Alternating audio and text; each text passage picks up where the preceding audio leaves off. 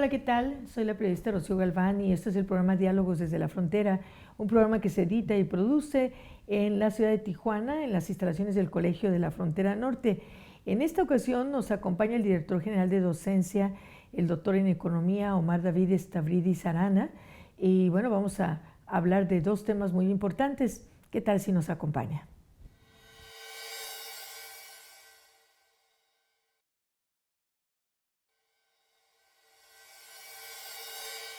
Bueno, quiero iniciar esta conversación agradeciendo al doctor Stavridis Arana que se encuentre con nosotros y la verdad quiero preguntarle, doctor, en esto de dónde estudiar una maestría, un doctorado, hay siempre esta incertidumbre, pero uno se pregunta, bueno, tener una maestría, un doctorado del Colegio de la Frontera Norte son palabras mayores. ¿Por qué? ¿En dónde ubicaría usted esta situación? Muchas gracias, Rocío. Bueno, en primer lugar, el Colegio de la Frontera Norte, además de su calidad académica de excelencia, ¿no?, sus investigadores, sus profesores en general, opera de una manera muy eficiente, muy eficaz. Es un referente en varios temas, especialmente en todo lo que tiene que ver con migración, desplazamiento. También tiene en temas de todo lo que es economía productiva, lo que es el estudio de maquila, la parte, por ejemplo, de jornaleros, que también se ha estudiado, los temas de agua, ¿no? Entonces, es un centro público de investigación que tiene una amalgama de temas que además de eso, tiene el plus de estar en la frontera y lo que eso implica, la contextualización para los estudios, ¿no? O sea, ese componente geográfico, la cercanía a la frontera, y no cualquier frontera, ¿no? Una de las fronteras más largas que tenemos en el mundo, una frontera pues, un poco álgida, ¿no?, con todos los cambios en política que han estado ocurriendo. Y creo que tener un posgrado en el COLEF da un plus para los estudiantes, porque no solamente es la experiencia académica, sino es la experiencia de vida de frontera, ¿no? Es el último reducto de Latinoamérica, ¿no? Después está Estados Unidos, y creo que eso le da, junto con la calidad académica y las condiciones en una institución que ofrecemos una infraestructura, además, que ofrecemos una infraestructura de biblioteca, que tenemos salones, que tenemos áreas deportivas, gimnasios, o sea, tenemos una infraestructura, un comedor que permite tener un servicio integral para los estudiantes. Doctor, en ese sentido, además, es muy importante señalar que muchas investigaciones, por no decir que de un 100%, algo muy alto, han significado puntos de partida importantes para políticas públicas, para referencias, los estudios que se han hecho desde el cuerpo académico y con los investigadores que se forman, han sido punto de referencia muy importante para el país y para el mundo. Así es. Justamente nosotros tenemos 3 doctorados, ¿no? Y tenemos 7 maestrías presenciales, además de programas en línea, donde se ha contribuido, por ejemplo, a la formulación de políticas públicas, por ejemplo, en materia migratoria, en materia de agua, también en la parte, ha habido también un estudio en la parte sindical, ha habido también estudios en la parte de los polos de desarrollo. Ahorita se está trabajando en la parte de nearshoring, estudios fronterizos. Entonces, esto ha permitido que el COLEF sea una referencia en los temas de investigación y de docencia también, ¿no? Eso es muy importante.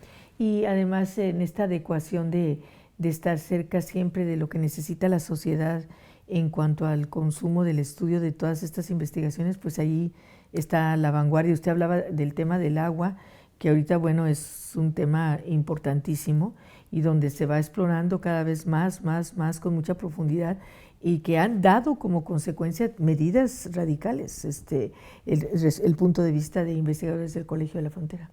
Así es, y justamente una de las cosas que tenemos nosotros es que estos temas de punta, estos temas que siempre son de vanguardia, no pierde vigencia. El estudio del agua es algo, como bien comentas, algo muy vigente. Nosotros tenemos, por ejemplo, si eso lo enlazamos como tenemos un grupo de investigadores a lo largo de nuestras sedes, ¿no?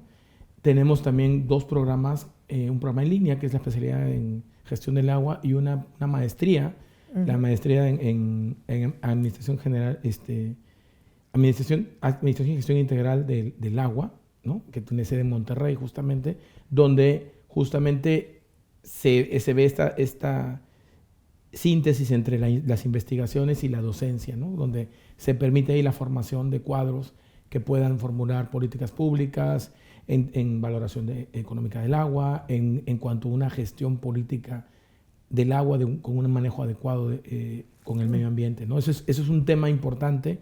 Por eso nosotros las maestrías y los doctorados que tenemos se enlazan mucho con las realidades que se dan en toda la frontera y además que se pueden reproducir en otras partes del país, y esto a su vez es parte de lo que los investigadores hacen en su quehacer diario, ¿no?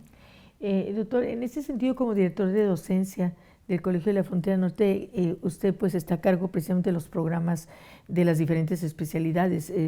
No sé, a lo mejor nos imaginamos cómo se hace o no sé qué nos pudiera platicar al respecto de esto. ¿De cuáles son nuestras...? Sí, de cómo forman sus programas de estudio. Claro, los programas de estudio se diseña primero, bueno, estos ya fueron diseñados, algunos ya son programas que tiene nuestra primera maestría, por ejemplo, es la maestría en desarrollo regional, que ahorita tenemos abierto la convocatoria. Esta maestría tiene ya 41 años, ¿no?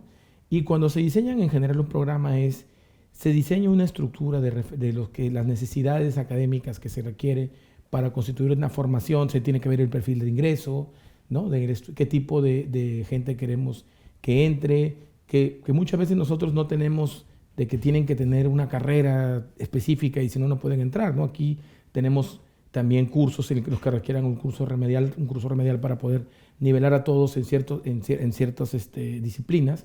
Y luego lo que hacemos es formular y diseñar un plan para tener un plan de estudios, líneas de investigación determinadas, de 3 a 4 líneas en cada uno de los programas, y tenemos un perfil de ingreso y un perfil de egreso, ¿no? ¿Qué cosa es lo que sabe desarrollar un egresado de cada uno de nuestros programas de posgrado?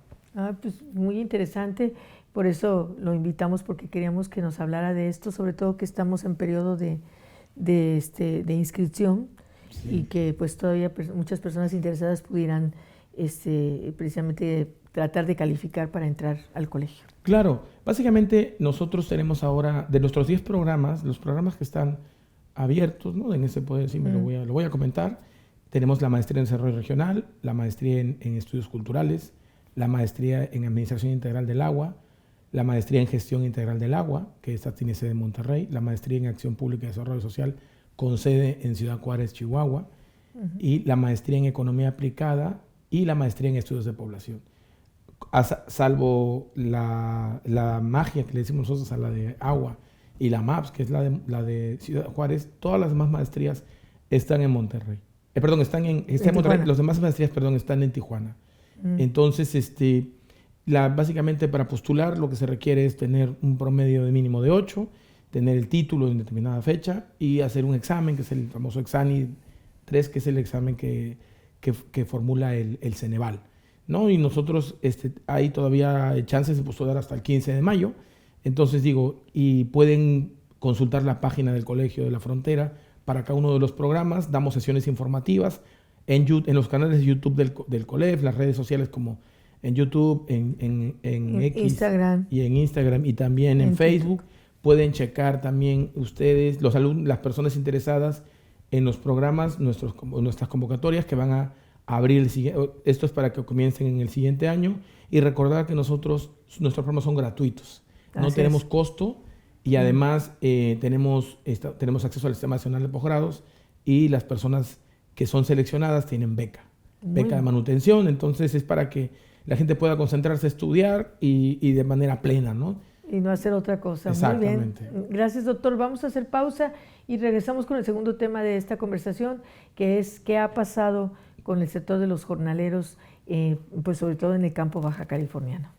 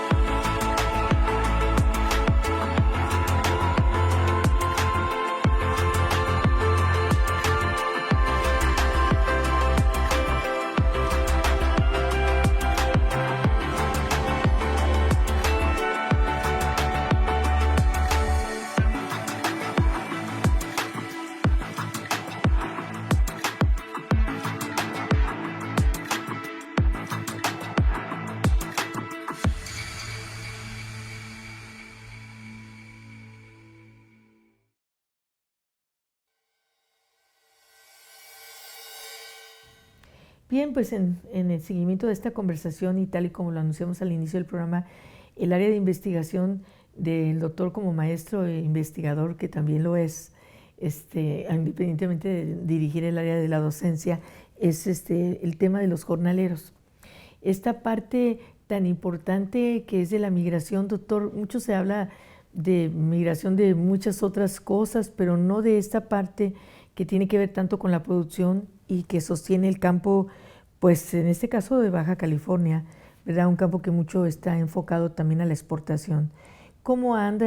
¿Qué planteamiento general nos pudiera hacer? Sobre todo tomando en cuenta que ya pasaron 5 años de la pandemia, del 2020, estamos en 2025, y cómo se ve la perspectiva hacia estos trabajadores. Claro, cuando fue la pandemia, una de las cuestiones a favor de la parte agrícola es de que se declaró como industria esencial. Al declararse como industria esencial, no fue cerrada completamente como le pasó a otras industrias, ¿no? Por ejemplo. Entonces, ¿eso cómo se puede ver? Cuando hubo, en el 2020, a raíz de todo el cierre que hubo por la pandemia, el Producto Interno Bruto de México cayó más de 5%, ¿no? Como recordaremos. No nos endeudamos, fue todo un problema en la cuestión de se tenía que financiar o no financiar a los trabajadores, ¿no? Un poquito como lo que hicieron los españoles, ¿no? Pero entonces decíamos, ¿qué se hizo? ¿No? Se cerraron sectores, pero cuando uno ve el PIB agrícola, el PIB del sector agrícola no cayó, ni tampoco mejoró, no cayó ni subió, o sea, se mantuvo igual. Estable. O sea, entonces eso hizo también, desde ya venía una tendencia desde 2016 muy ligera, donde los ingresos de los jornaleros y los ingresos, los salariales del resto de asalariados, la brecha era grande, pero se aligeraba un poquito, ¿no? Entonces, cuando entra la pandemia, pues esto es lo que digo, ocurre esta cuestión. Después, con la pandemia se fue recuperando la economía y el asunto es que, como bien lo señalas, la exportación en Baja California, sobre todo exportamos berries, ¿no? Todo lo que es también tomate, sobre todo aquí, por ejemplo, en Baja California se da mucho el invernadero en zonas como Maniadero, aquí cerca de Ensenada. Y ellos tienen esos tomates de especialidad, ¿no? Los cherries de diferentes colores, los heirloom, estos tomates que son como arrugados, ¿no? Que son tomates no son tan... la productividad no es tanta, o sea, no se produce tanto de eso, pero es más como un bien delicatessen que se vende a restaurantes especializados a lo largo de la frontera, ¿no? En Estados Unidos. El asunto fue de que una de las cosas que sí les pegó también al sector hubo cambios ellos tienen una comisión, un consejo agrícola en Baja California. Hubo cambios en este consejo agrícola en cómo afrontar las políticas como conjunto, como consejo ante Estados Unidos. Comenzó también a haber una apreciación del peso, es decir, el peso se encareció, entonces ellos por su producción recibían en el cambio menos dólares que antes, entonces eso también les pegó un poco en la producción. También comenzaron también en Estados Unidos, comenzaron en 2021 a aumentar el número de visas H2A, que son estas visas temporales para jornaleros agrícolas que van a trabajar en los meses regularmente entre junio hasta septiembre más o menos a Estados Unidos, ¿no? Trabajan en Baja California y se van a trabajar allá. Esto generó un aumento de una demanda más amplia de trabajadores y también el tipo de cambio pegó un poco. Lo que nos comentan es que sí tuvo una repercusión y también en el asunto del salario mínimo, como se comenzó a establecer un salario mínimo que recuperó el poder adquisitivo de los trabajadores, eso también, en el caso hay una transición en las empresas, ¿no? Entonces, se podría decir que eso pues pegó en cierta manera, tuvo sus efectos, como digo, ¿no? Unos positivos, otros negativos, pero en general el sector se mantuvo, ¿no? Hubo ciertas reducciones en demanda laboral acá, pero con la implementación de las políticas ahora, por ejemplo, de Trump y eso, en Estados Unidos también, también la producción en Estados Unidos tuvo problemas, ¿no? Para poder producir, porque la gente que trabaja no tenía documentos, ¿no? Estaban en situación irregular o también, entonces era más complicado, a partir de todo esto, incluso la migración temporal era más complicada y eso ha repercutido y en general la situación económica de Estados Unidos, ¿no? Ha tenido ciertas repercusiones en el sector agrícola, que esperemos que esto vaya mejorando con el transcurrir del tiempo. Sí, porque ha habido una afectación de todo esto, ¿no? Y aparte muchas personas que migraban con ese fin de ser trabajadores agrícolas también lo han dejado de hacer. Sí, justamente porque también ha habido una política de estas personas del ICE más agresivas hacia todo tipo de trabajadores, incluso lo hemos visto, ¿no? Que ya rayan en prácticas pues demasiado agresivas, ¿no? Entonces eso también espanta a los trabajadores. Allá también los mexicoamericanos que se dedican a la parte agrícola ellos también pues tienen más exigencias, tienen más capacidad de agencia ahora y están exigiendo mejores salarios. Entonces sí ha sido una repercusión allá. Aquí sí se está produciendo, pero sí no es importante, digo, tengo que explorar más, pero ha habido una cierta disminución. Entonces hay que revisar. O sea, una baja en los niveles de producción de todas estas... De ventas, exacto. Y de ventas, de hortalizas Sí, y todo sí, eso. sí. Ahorita que estaba mencionando los tomates, estos cherry y todo, que luego, es decir, los exportan de San Quintín hacia allá y luego los regresan, y uno los ve muy, muy, muy bonitos, pero son tomates que son producidos en México, en Baja California. Sí, de hecho también hay mucha producción de estos tomates pequeños, los cherries, en Guanajuato, por ejemplo, en la zona de Numarán. En el Bajío. En Guanajuato, en Michoacán, San José Iturbide en Guanajuato. Ellos exportan también. De hecho, el 90 y tantos % de su producción se va a Canadá, por ejemplo. Entonces se cubren todos los mercados. Son mercados muy grandes. Pero sí ha habido repercusiones. Yo considero que esto es transitorio. Esperemos, digo, no tenemos una varita mágica o una bola de cristal para saber exactamente qué va a pasar más adelante, pero yo espero que estas políticas que vayan entendiendo. Digo, en cierta manera, los sectores le hicieron entender al presidente de Estados Unidos que pues tampoco puede ir y cerrar todo. Incluso también cuando quiso poner los aranceles muy altos a China, hubo cierta intervención para que se bajara, ¿no? Porque también eso le pega a todos un poquito.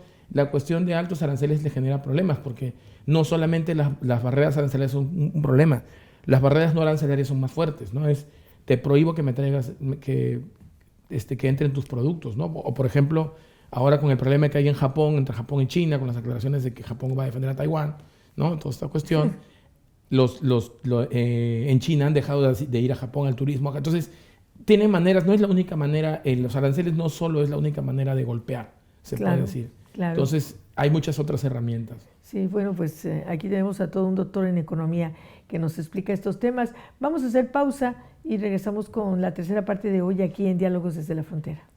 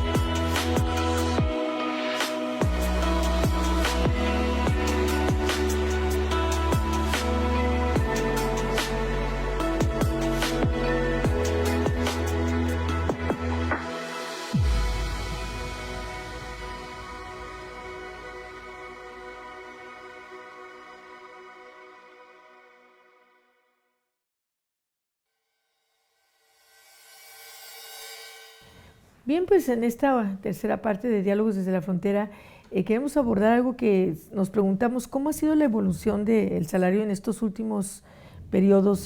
Doctor, usted lo sigue de cerca, tiene estadísticas muy interesantes. ¿Qué nos puede decir al respecto de cómo está el salario del jornalero en estos momentos? Claro, muchas gracias. Pues bueno, es importante nada más contextualizar históricamente en menos de un minuto todo. Los salarios en México, el salario mínimo en general tenía un buen poder adquisitivo, pero a partir del 80 comenzó a decaer el poder adquisitivo y del 80 al 2014 más o menos hubo una pérdida del 75% del poder adquisitivo, ¿no? Que es o sea, imagínate, el poder de compra disminuyó mucho de los trabajadores. Entonces, esto, aunque hubo aumentos de los salarios mínimos seguían habiendo aumentos, eran muy bajos, ¿no? Había una cosa como que espantaba, ¿no? Así como cuando los niños se espantan de que el fantasma y eso. Aquí el espanto, no, si subes el salario mínimo, va a aumentar la inflación, va a aumentar el desempleo. Bueno, obviamente los trabajadores ofrecen su trabajo y las empresas demandan el trabajo. Entonces la demanda tiene una relación negativa con los precios. Si hay un precio más alto, se demanda menos.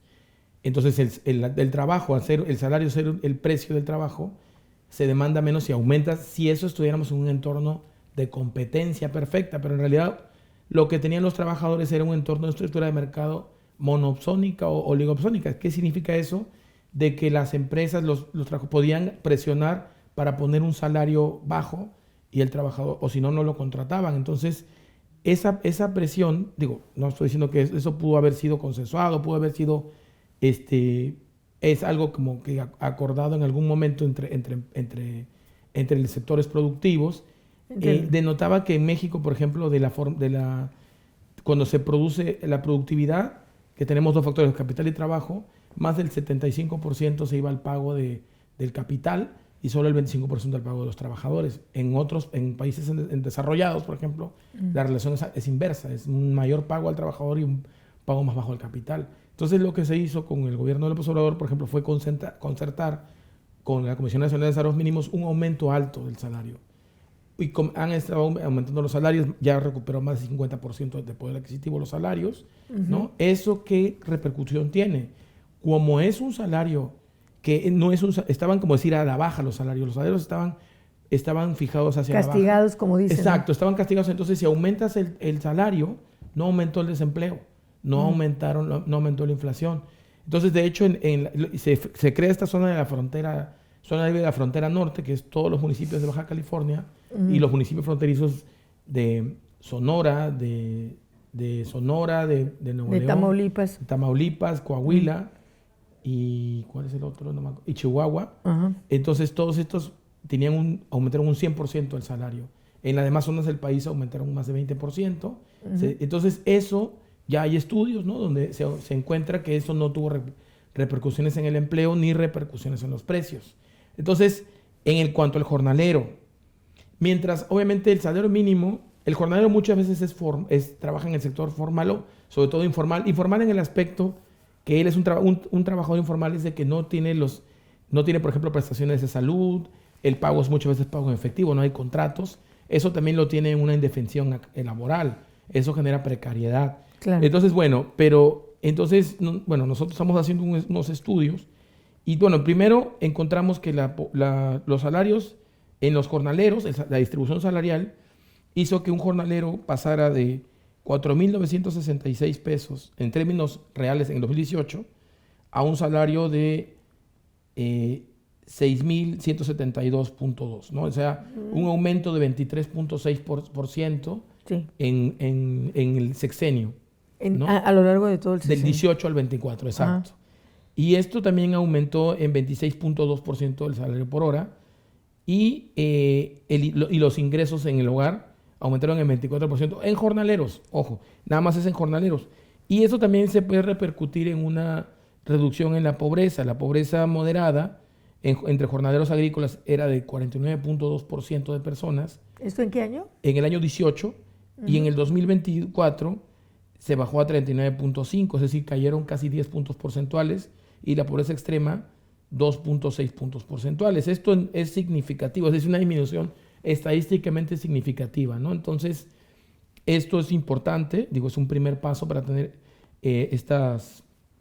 un primer piso de buenas condiciones para los jornaleros. Cuando lo hacemos por regiones, ¿no? Por ejemplo, el sureste, Chiapas, estos aumentos llegan en salarios a 35.8% del aumento en el salario y la reducción de pobreza extrema llega a ser de 7.8% en el sureste. Y en nuestra región... ¿De 7.8%? Es una cantidad muy importante. Sí, pero es que también la pobreza en el sureste, la pobreza extrema es más alta, ¿no? Entre jornaleros agrícolas, la pobreza extrema, justamente estoy aquí revisando los datos, La pobreza extrema era de 33.3% en el 2018 y bajó a 25.5%, sigue siendo muy alta, pero digo, hay una reducción importante. Esta reducción, ¿hasta qué punto podemos decir esta reducción es por el salario? Pues por programas sociales, lo que han encontrado el INEGI es que una buena parte de los aumentos de los ingresos en los hogares fue por los salarios. Los programas sociales fue una parte importante, pero no, la mayor parte fueron ingresos salariales. El incremento del salarial. Exacto. Y entonces ya en la región de aquí de centro occidente, de noroeste, incluyendo las Bajas, Sinaloa y Sonora, este cambio en el salario es de 35%. Y de 2018 a la fecha. Al 2024, exacto. Aquí, por ejemplo, pasamos de un salario mensual de 6.087.1 en 2018 a un salario de 8.211 en 2024. Y si a eso vemos lo de la pobreza, aquí la pobreza extrema es muy baja. Es 4, digo, a comparación para ser jornalero, 4.5% en 2018 y bajó a 2.4%. Digo, bajó también 2 puntos porcentuales en 2024, pero no, este cambio no es significativo. O sea, cuando ya es muy bajo, ya ese cambio ya no se puede percibir. ¿En qué se traduce esto, doctor, esta mejoría? Esto se traduce en caso de los salarios mínimos, es saber primero si hay es una mejora en los ingresos, lo que es, por tanto, le pega a la pobreza. La pobreza, recordemos que tiene dos componentes, el componente de carencias sociales y el componente de ingresos. De ingresos. Entonces, bajos. Ingresos, exacto. Una persona es pobre si tiene un ingreso abajo de una canasta, una línea de pobreza, que es la que tiene Coneval, y tiene si tiene al menos una de las carencias sociales. Entonces la pobreza tuvo un efecto en la pobreza. Ahora lo importante sería saber qué pasa con si este salario, cómo le estuvo respecto a ellos, la brecha que tienen contra el resto de asalariados. Eso es una valoración muy importante, doctor. Se nos acaba el tiempo y nos queda mucho todavía por saber. Yo creo que pronto tenemos que volvernos a reunir para que nos siga platicando este tema tan importante, porque pues son los hombres que producen los alimentos y hay que estar muy de cerca de lo que está pasando con ellos, porque todavía falta mucho por hacer. Sí. Indudablemente no ha llegado al punto de la justicia de todo tipo. En este caso usted habló de lo salarial. Ha mejorado, pero falta mucho. Sí, falta bastante. Digo, hay cosas que todavía resolver. Digo, es un primer paso, creo que es importante.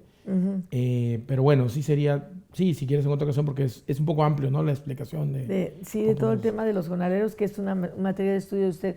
Pues agradecerle al doctor Omar Stavridis al haber estado con nosotros y agradecerle a usted su atención y a este equipo hermoso que hace posible este programa, Óscar Ochoa en la coordinación del estudio y nuestros queridos becarios Iván Morales y Arturo Robles, que siempre nos auxilian aquí en el estudio. Muchísimas gracias, lo esperamos en el próximo Diálogos desde la Frontera.